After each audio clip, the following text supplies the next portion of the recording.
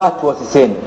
Huenda kuna neno akalizungumza mtu, wewe umefanya dawa, ikaonekana dawa yako ni ya ukali, akashindwa kuchukua, akapita mtu akazungumza kwa upole na bid'a zake, huyu akapata hidayah.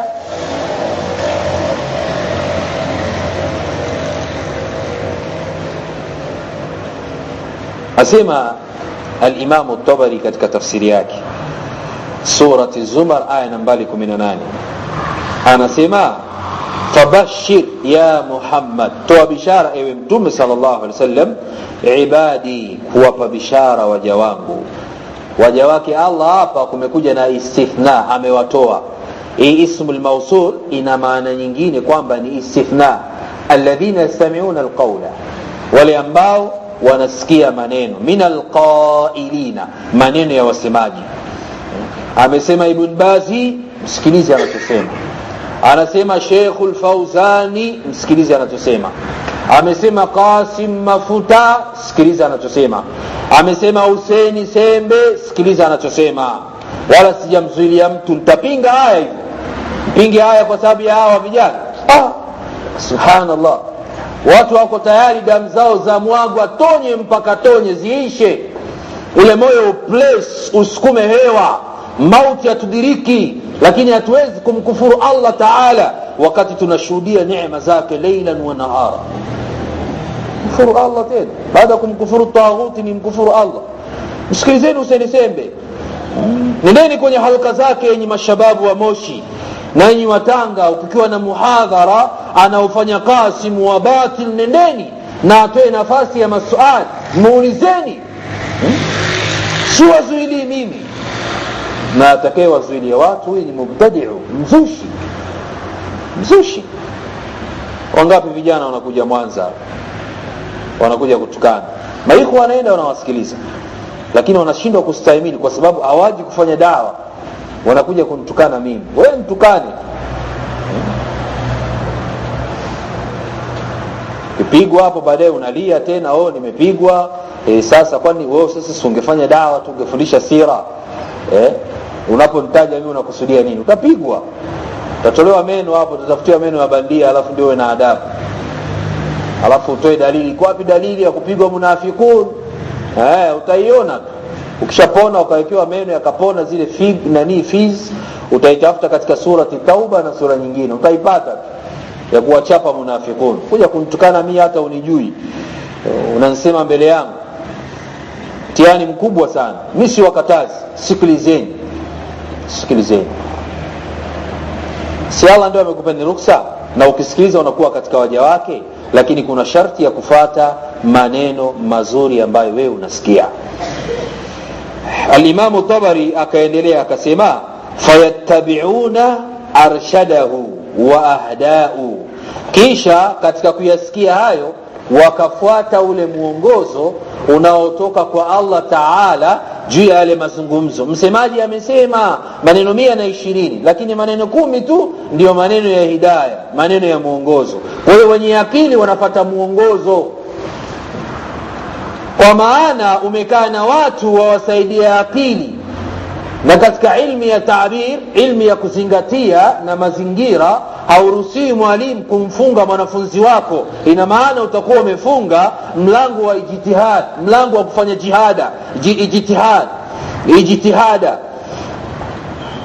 Itakuwa wewe utakapofikiria chumbani kwako, ukikewa na mke wako, unatoka na mafatwa haya ya kuwakataza vijana wasisikie, basi unayapeleka kwa watu.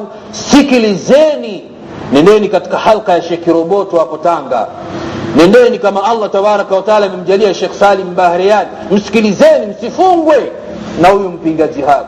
Nendeni mkawasikilize, kamsikilizeni Sheikh Zubair, msikilizeni hata huyo Isa, msikilizeni na ako ka Muhammad kenyewe kadogo kale, kasikilizeni, sikilizeni, alafu mfate huda, muongozo. Ndio asema al-Imam Tabari. Haya mumkatai na Imam Tabari, mseme na huyu sio salafi.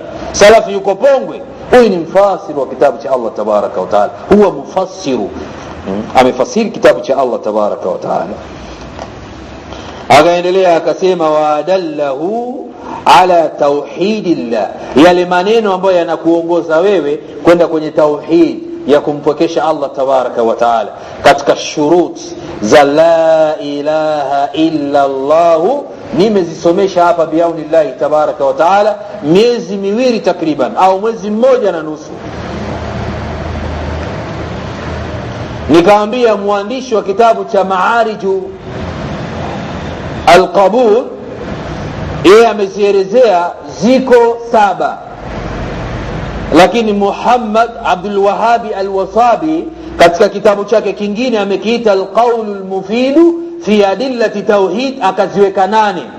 Ya mwisho ya 8 akaeleza al-kufru bitaghuti, shuruti za la ilaha illa Allah, kumkufuru taghuti na kumwamini Allah tabaraka wa taala. Kufanya hivyo ndio faqad istamsaka bil urwati alwuthqa la infisama laha, utakuwa umeshika nguzo madhubuti kumkufuru taghuti na kumwamini Allah tabaraka wa taala. Ndio anakusudia al-Imam Tabari rahimahullah. Vipi unafundishwa umekaa tu pale Pongwe au fundishi kumkufuru taghuti eti unasoma manhaji ya salafi? Hao walikuwa wanapigwa fimbo, wanafungwa kwa sababu gani? Sababu ya kumkufuru taghuti na kumwamini Allah subhanahu wa ta'ala. Ngoja nimalizie katika hizi nasaha nazo wanasimatullah. Akaendelea akasema wal amalu bi ta'atihi, na kufanyia kazi kile ambacho Allah amekuamrisha na Mtume sallallahu alaihi wasallam, kile ambacho kinakuelekeza wewe katika taa ya kumtii Allah subhanahu wa ta'ala. Wa yatrukuna ma siwa dhalika min alqawli alladhi la yadullu ala ar-rashad, na wanaacha yote yale ambayo hayawaongozi kwenda kwenye muongozo. Katika hayo maneno atakayoyasema Qasim Mafuta, katika hayo maneno atakayoyasema Abu Ismail, katika hayo maneno atakayoyasema Abu Dirogo rahimahullah, katika hayo maneno atakayoyasema Hussein Sende. Kwa hiyo mnayasikia alafu mnayaacha, kama alivyosema al-Imam Tabari asema wa yatrukuna ma siwa dhalika min alqawli alladhi la yadullu ala ar-rashadi, yale yote hayaongozi katika njia sawa mnayaacha. Wala yahdi ila sadadi, wala hayaongozi katika njia madhubuti ya ukweli. Intaha kalamu. Nimeishia katika nukuu yangu hapa, ukitaka faida unaendelea. Swali vijana, kama ni wa kweli muulizeni mufti wenu, mufti, aya umeyatoa wapi? Umearifi kwa baba yako au ni wasia wa mama yako au ndivyo ulivyofundishwa huko ulikotoka?